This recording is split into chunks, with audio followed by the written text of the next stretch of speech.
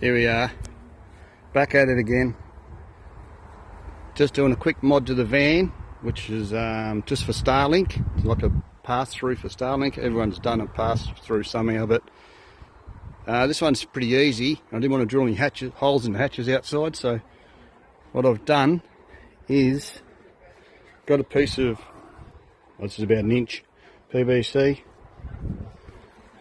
and on the cross countries and a lot up, the TV hatch just goes in under the sink.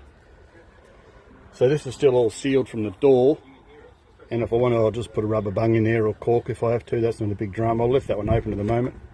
So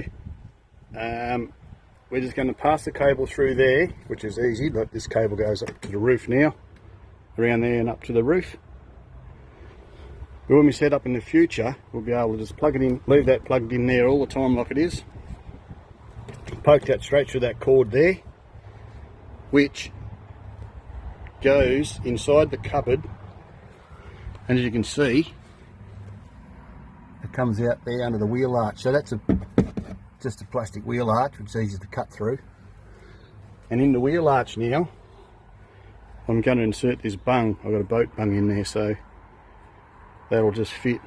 I'll bring this back inside. That'll just fit straight back in that hole there, and it shouldn't be too bad. So it's a quick, easy one, and take the wheel off to drill the hole. Yeah, so you can actually see the daylight through there. So the boat bung's just going to go in that wheel arch there now, like that, when I seal it in. So that's going to be fully sealed and dust proof.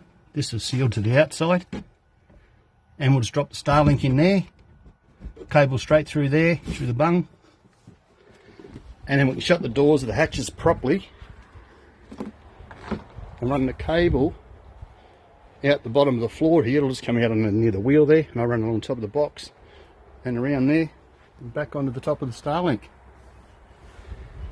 So that was pretty good.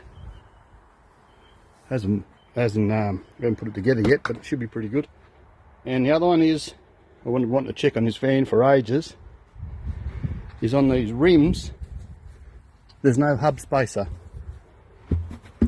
So this rim is way bigger than the hub on the van, which is over there. So I'm going to look for a hub spacer to fit in here, because when they're like this, it puts so much pressure on your wheel studs. People snapping off wheel studs left, right and centre, because the hub's not sitting on here. So if you carted a fair bit of weight around on four-wheel drives before, because you know the rim's supposed to be sitting on this, and I've got about a 5mm gap. So I'll be tracking down some hub spacers, put in all my rims, and that'll take the pressure off the wheel studs a bit, because they're actually sitting on here. So yeah, once I find out the size, I'll let you know what it is for the disc brakes. But quick, easy job today. Nice sunny day.